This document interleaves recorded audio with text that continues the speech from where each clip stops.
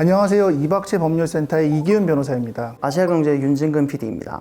오늘은 그 일상생활에서 좀 많이 마주칠 수 있는 내용 증명하고 그리고 이제 녹음, 녹취 이런 거에 대해서 좀 이야기를 해보고자 합니다. 내용 증명하고 녹취하고 어떤 연관성이 있는 거예요? 사실 연관성은 없어요. 왜 같이 이렇게 하게 되냐면은 일상생활에서도 이렇게 마주치기 쉬우면서도 이게 재판에 갔을 때 상당히 많이 쓰이는 증거의 종류이기 때문에 일상생활 속에서 준비하기도 쉽고 또 대응할 때 주의할 점이 있어서 한번 준비를 해보게 됐어요. 피디님 내용 증명 받아보신 적 없으시죠? 네, 저는 한 번도 없죠. 주법 없이 추천한 사람이기 때문에. 그러니까 착하게만 사신 것 같은데 내용 증명 쉽게 말씀드리면 편지 같은 거예요. 우체국에서 편지 왔는데 한 하단쯤에다가 이렇게 스티커 하나 붙어 있는 거, 그런 형태로 내용 증명이 오는 게 있습니다. 그 내용으로는 돈을 갚아라, 혹은 언제까지 퇴거해라, 뭐 이런 얘기가 나올 수도 있고, 이런 식의 자기의 주장을 우편물을 보내는 걸 보통 내용 증명이라고 해요. 저는 내용 증명을 해가지고 그 우편을 받는 사람이 뭘 증명해야 되는 줄 알았어요. 아, 그런 게 아니에요. 보내는 사람 입장에서 내용 증명 우편을 쓰게 되는 거예요. 아, 그게 왜 효력을 갖는 거예요? 모든 법정인 쟁점에 있어서 이게 소송이 결국은 마지막 종착역이 될 텐데, 이 소송에 있어서 가장 중요한 건 증거예요. 내 입장이, 내 주장이 아무리 맞아도 그걸 입증할 수 있는 증거가 없다면은 소송에서 이기기가 하늘의 별따기겠죠. 일단 이기려면 증거가 있어야 됩니다. 근데 증거가 있으려면은 거기에 대해서 객관적인 자료들이 있어야 되는데, 예를 들어서 제가 집을 세를 놨다가 이제는 그분이랑 뭐 트러블이 생겼어요. 그분이 뭐 월 임대료 같은 거 전혀 안 내셔갖고 이제 퇴거를 하시라, 나가시라라고 말씀을 드렸는데 그 입으로만 말을 했어요. 목소리로만, 말로만 하고 전혀 아무런 증거는 남아있는 게 없어요. 시간이 지나고서 뭐 소송이 됐다거나 재판이 됐을 때 제가 중간에 이 임대차 계약을 해지했다라는 증거가 남아있지가 않잖아요. 만약에 뭐 전화를 했다거나 하면 전화도 역시 녹음이 되어 있지 않은 이상 그걸 입증하기가 쉽지가 않고, 문자 같은 경우에도 문자를 제대로 받았는지 같은 게 입증하기가 쉽지가 않죠. 근데 내용 증명을 이렇게 보내게 되면은 우체국이 그 사본을 보관하고 있습니다.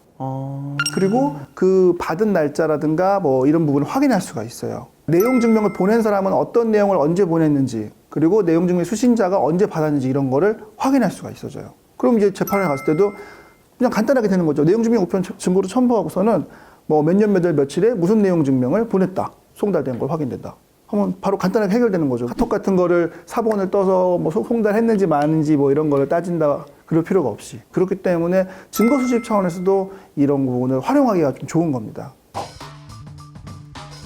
그럼 그 비용이 어느 정도 드는 거예요? 그 비용은 우편물 기준이기 때문에 우체국에서 확인할 수 있는 소액으로 세시는 거고요. 근데 보통 내용 증명에서 가장 많이 차지하는 비용은 이제 상담료. 그러니까 법률적인 법률 사무 비용을 많이들 말씀을 하세요. 이거를 꼭 변호사를 통해서 보내야 하느냐, 법무사나 뭐 어떤 다른 분들을 통해서 상담을 받고 꼭 그렇게만 해야 되느냐, 그렇지는 않아요. 물론 이제 뭐 변호사의 도움을 받아서 변호사 도장을 찍게 들어가게 해서 그렇게 보내시는 분들도 많이 있고, 그거 자체만으로도 사실 내용이 약간 좀 더 객관성이 있을 수가 있잖아요. 누구랑 상담을 통해서 했다는 내용이랑 그런 부분이 장점이 있긴 한데, 꼭 그렇게 뭐 법률적인 자문과 법률적인 절차를 밟아서 할 건 아니고, 그냥 본인이 내용을 명확하게 알고 계시고 하면은 직접 쓰시는 걸 좀 더 추천하는 바입니다. 자문을 통해서 받아서 하신다면 그거만큼의 비용이 막 가산이 되겠죠. 네, 생각보다 비용이 나올 수도 있어요. 지금 변호사님 입장에서는 이게 돈이 안 되니까 그냥 혼자 하시라. 역시 그렇게 볼 수 있는 시각도 있겠지만, 내용 증명만으로 문제가 해결이 되면은 사실 모두가 해피하죠. 아, 그렇죠. 사실. 내용을 본인이 잘 알고 계신다면은 뭐 추가적인 비용을 좀 줄이시는 게 좋겠다, 그런 겁니다. 그래도 상담은 받으시는 게 좋아요. 내용 증명을 받았을 때 뭐 내용의 진위 여부 같은 것도 뭐 문제지만, 법률적인 효과 부분에 있어서 예를 들면 아까 말씀드렸던 계약 해지라든가, 네, 이런 거는 의사표시 자체만으로 법률적 효과가 나는 부분이 있기 때문에, 그때는 그 내용 증명에 대해 답장을 꼭 뭐 변호사를 통해서 하시라 이런 것보다는 이 내용에 대해서 어떻게 앞으로 뭐 대응을 할 건지, 소송을 어떻게 할 건지 이런 것에 대해서 상담을 받아보시는 게 좋아요.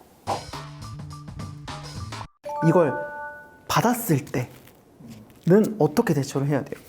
막 그런 게 오면은 되게 긴장하게 돼요. 사람이 내용 증명 왔다 해서 뭐 당장 돈을 갚아야 될 것 같고, 당장 막 방을 빼야 될 것 같고, 혹은 뭐 어떤 일을 해야 될 것 같고 하는데, 전혀 그렇지는 않아요. 내용 증명이라는 거는 편지가 언제 어떻게 발송이 되었다, 혹은 그렇게 송달 받았다 라는 데 의미가 있는 거지, 편지 안에 써 있는 말이 사실이고 거기에 따른 의무가 명확하게 있다, 이건 또 아닙니다.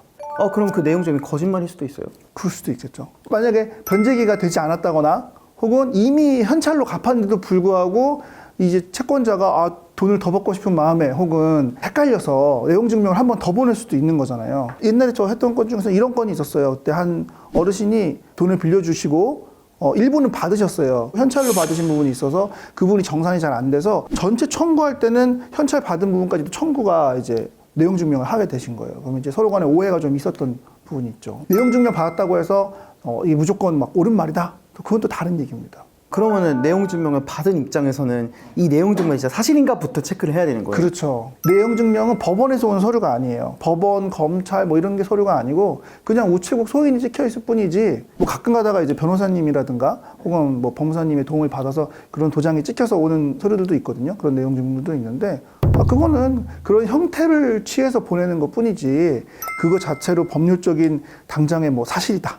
법률적인 의무가 당장 확정되는 거다. 그렇게 말하기는 좀 어려워요. 받는 것도 기분 나쁜데 그거를 체크해야 되는 것도 번거로운 거네요. 그렇죠. 일단 받았을 때는 사실관계 확인, 팩트 체크하시고 또 중요한 내용이다라고 하시면 법률 상담 받으시고 답장 형태의 내용 증명 같은 걸 보내시는 게 가장 일반적이라고 생각이 들어요. 그럼 내용 증명에 대한 내용 증명을 또 보내는 거예요? 답장을 내용 증명으로 보내셔도 되고 아니면은 정말 그 상대방의 말이 맞고 그래서 내용 증명도 필요 없고 그냥 그대로 하면 된다라고 하면은 뭐 행동으로서 퇴거를 하시던가 아니면 금전을 갚으시던가 혹은 뭐 반대의 입장에서 뭐 할 수도 있는 거고요. 내용 증명을 이행하지 않고 버틴다 그러면 그거는 이제 상대방 의사표시에 대해서 내가 이제 인정하지 않는 거니까 그때는 향후 소송으로 나갈 수 있겠죠. 상대방이 소송을 건다던가 아니면 오히려 우리 쪽에서 우리가 뭐 갚을 돈이 없는데도 불구하고 내용 증명이 왔다라고 하면은 우리가 먼저 채무 부존재 확인의 소 같은 반대되는 소송을 제기할 수도 있어요. 채무 뭐라고요? 채무 부존재 확인해서 뭐 돈 갚으라고 왔는데 우린 갚을 돈 없습니다. 네, 그거를 법원에다 확인해달라라는 취지의 소입니다. 일단 오면은 잘 검토해보고 용인할 것이 있으면 용인하고 아니라고 한다면은 소송을 기다리시던가 아니면 답장을 반박 답장을 하시던가 아니면 먼저 선제적으로 소송을 가능한 부분이 있다면 선제적으로 소송을 하시던가. 두 가지를 준비하셨다고 하는데 그 두 개가 어떤 관련이 있는 거예요?